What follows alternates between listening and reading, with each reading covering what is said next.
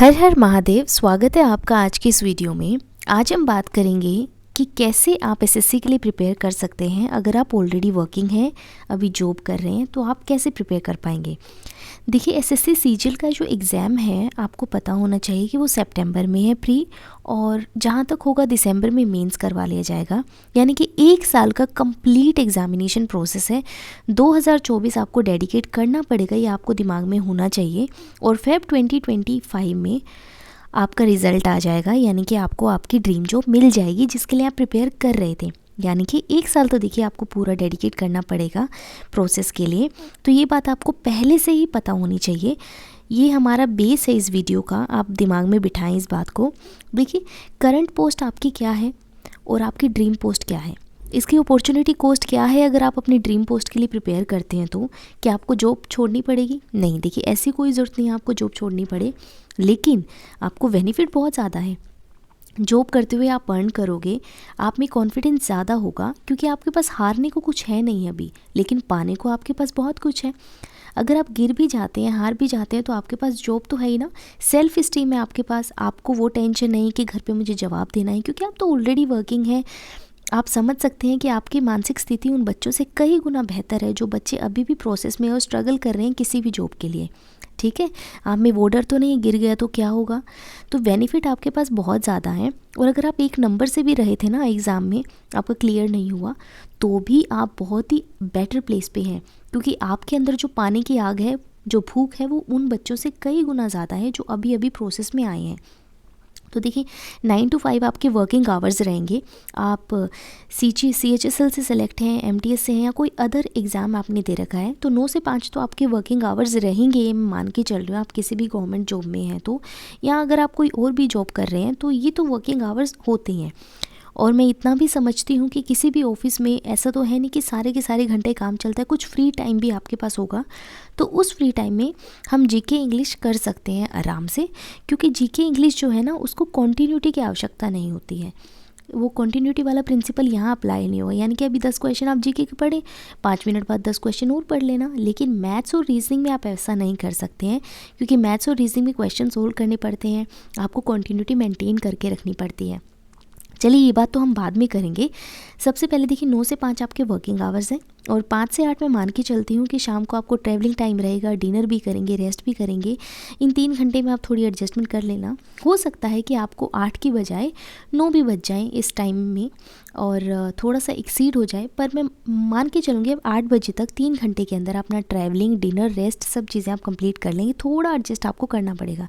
अब आपके पास 8 से 12 बजे तक 4 घंटे बचते हैं। ये 4 घंटे आपकी गोल्डन आवर्स हैं। इन गोल्डन आवर्स में आप क्या कर सकते हैं ना, आप मैथ्स और रीजनिंग कर सकते हैं। आपको अपनी लिमिट्स को थोड़ा सा पुश करना पड़ेगा। 12 से 6 जो है, 6 घंटे आपका स्लीप टाइम हो जाएगा। 6 घंटे की नींद आपके लिए ज़रूरी है, क्योंकि ऑफिस में काम भी करना पड़ेगा आपको। तो 6 घंटे के आपका स्लीप टाइम हो गया है। अब हम बात करेंगे कि हम मैथ्स और रीजनिंग को कैसे करें, क्या हमें कोचिंग की आवश्यकता है। देखिए, मैथ्स के लिए आपको मैं रेकमेंड करूँगी कि आप कोचिंग तो ना ही लें, एटलीस्ट लाइव वाली आप ना लें, क्योंकि वो टाइम आप मैनेज नहीं कर पाएंगे। आपके पास अपना समय होगा काम करने का, आप अपने हिसाब से टाइम को मैनेज करेंगे ना। तो अगर आपको फिर भी आवश्यकता है तो आप VOD लेक्चर्स ले लें, ऑलरेडी रिकॉर्डेड क्लासेस ले लें किसी भी टीचर की, और अपने पेस पे कंप्लीट करें। डेली 2 घंटा भी पढ़ेंगे तो भी 5 महीने में आपका पूरा सिलेबस कंप्लीट हो जाएगा। अब देखिए, इसमें भी 2 कैटेगरी आती हैं। हो सकता है आप कोई और जॉब कर रहे हैं, आपको SSC मैथ्स का आइडिया ही नहीं है, या हो सकता है आपको SSC मैथ्स का आइडिया हो। आइडिया नहीं वाले हो सकता है 10% ही बच्चे हों, और जिनको आइडिया है ऑलरेडी SSC से ही सिलेक्टेड हैं या किसी गवर्नमेंट जॉब में है, तो उनका मैथ्स किया होगा 90% चांसेस हैं। तो आप अगर इसको थोड़ा सा भी स्पीड पे देखेंगे तो 3 महीने में भी आप आराम से सिलेबस कंप्लीट कर सकते हैं, क्योंकि ऑलरेडी आपको इंसाइट है मैथ्स का। ऐसा नहीं कि आप बिल्कुल ही नाइव हैं, आपको बिल्कुल आइडिया नहीं है, तो आप 3 महीने भी पूरा सिलेबस कंप्लीट कर पाएंगे। यानी कि मार्च तक या अप्रैल के स्टार्टिंग तक आप मैथ्स का कंप्लीट कर लेंगे। उसके बाद में mock papers, quizzes, practice question, ये सारी चीज़ें देकर आप अपना मैथ्स अच्छे से प्रिपेयर कर सकते हैं। और रीजनिंग तो देखिए बहुत ही ईजी सिलेबस, ईजी है, इतना टफ नहीं है। राहुल मिश्रा सर की एक प्लेलिस्ट है यूट्यूब पे, 57 to 60 लेक्चर्स है माई पाठशाला करके। मोर देन सफिशिएंट है, उसके अलावा आपको किसी चीज़ की आवश्यकता नहीं है। ये 40 से 50 जो लेक्चर्स हैं आपके लिए काफ़ी हैं। 40 मिनट की 1 घंटे की वीडियो, इससे ज़्यादा वीडियोस भी नहीं है, इतनी ही वीडियो है। और इसके बाद आप क्या करें ना, प्रैक्टिस करें मिक्स क्वेश्चंस को। मिक्स क्वेश्चन जितने आप प्रैक्टिस करेंगे आपका टाइम मैनेजमेंट आएगा, स्पीड बनेगी। और डेली का अगर आप 1 घंटा भी पढ़ते हैं ना, आप आराम से रीजनिंग को बेहतरीन बना सकते हैं। 4 घंटे आपके पास थे, 2 घंटे मैथ्स पढ़िए, 1 घंटे रीजनिंग पढ़िए और 1 घंटे आपको इंग्लिश पढ़ना है। अब इंग्लिश अगर आपने ऑलरेडी कर रखा है कंप्लीट, तो मैं आपको कहूँगी कि 21 दिन की एक प्लेलिस्ट है श्रीकांत सर की, आप वो देखिए।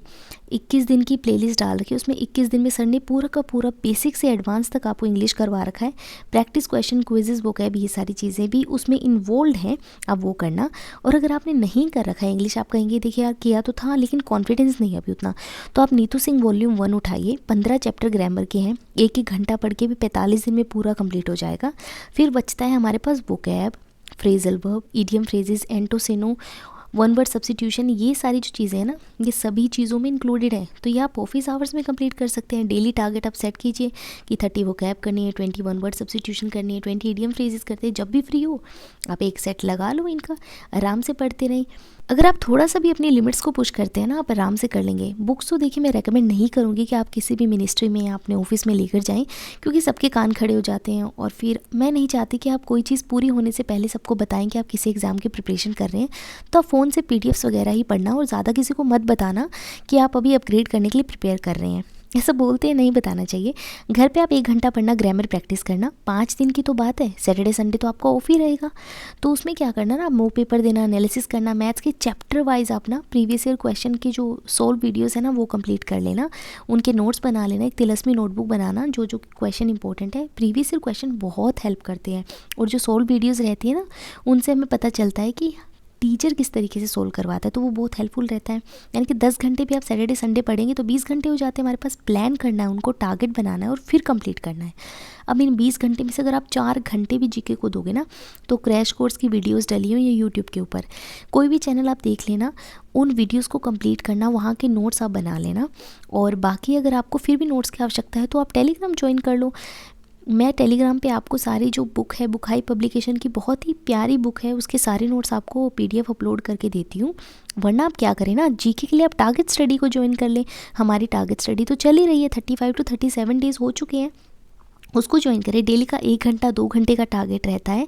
अगर आप उससे प्रिपेयर करेंगे ना, आपकी जीके एकदम बढ़िया प्रिपेयर हो जाएगी। उसके अलावा आपको किसी सोर्स की आवश्यकता नहीं पड़ेगी। जीके डेली आप कुछ पार्ट जीके का ऑफिस में भी कंप्लीट कर सकते हैं, आराम से कंप्लीट कर सकते हैं, कोई घबराने वाली बात नहीं है। अब देखिए सबसे बड़ा क्वेश्चन ना, ये सारी चीज़ें जानने के बाद आता है कि क्या मुझे करना चाहिए। ऑलरेडी जॉब है मेरे पास, तो मैं तो पैसे कमा रहा हूँ, इतनी एफर्ट डालने की क्या आवश्यकता है। देखिए आपकी बात सही है, एक बार हाथ में पैसे आ जाते हैं या आने वाले होते हैं तो इंसान जो है ना मेहनत से भागता है थोड़ा।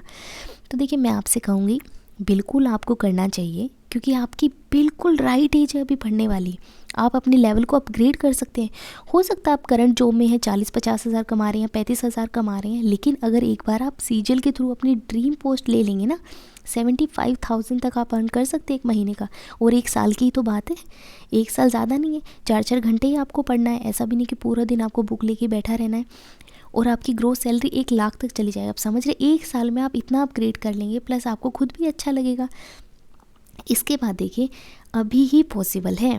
एक बार पैसे हाथ में आए और आपको वो कंफर्ट मिल गया तो बाद में आप कभी नहीं कर पाएंगे। और 1 साल के सेक्रीफाइस की तो बात है ना, आप 1 साल का अपना कंफर्ट सेक्रीफाइस करेंगे, थोड़ा सा एक्स्ट्रा पढ़ लेंगे, नींद थोड़ी कम ले लेंगे, क्या हो जाएगा। सितंबर में प्री है, दिसंबर में मेंस, और कोई अलग से पढ़ाई है नहीं, दोनों का सेम ही सिलेबस है। तो मैं आपको हाईली रिकमेंड करूँगी, देखिए 1 साल का सेक्रीफाइस कर लीजिए, थोड़ा सा खुद की लिमिट्स को पुश कर लीजिए, अपने लेवल को अपग्रेड कर लीजिए, क्योंकि अभी नहीं तो कभी नहीं। ये आपके लिए डू और डाई वाली सिचुएशन है। अभी कर लोगे, सिलेबस आपको पता है, सिलेबस पहले कंप्लीट करो, फिर वीडियोस देखो प्रीवियस ईयर क्वेश्चन वाली, सारी चीज़ें आप आराम से कर सकते हैं। किसी चीज़ की और आवश्यकता नहीं है आपको। और आप इसके अलावा क्या करें, स्ट्रैटेजी वीडियोस मैंने डाल रखे, आप उनको भी देख लेना। फिर भी कोई डाउट हो तो मुझे कमेंट्स में बताना। आई होप मैंने आपकी थोड़ी सी भी हेल्प की इस वीडियो के थ्रू। अपना ध्यान रखें, अच्छे से पढ़ते रहें। महादेव आप सबकी इच्छा पूरी करें। हर हर महादेव।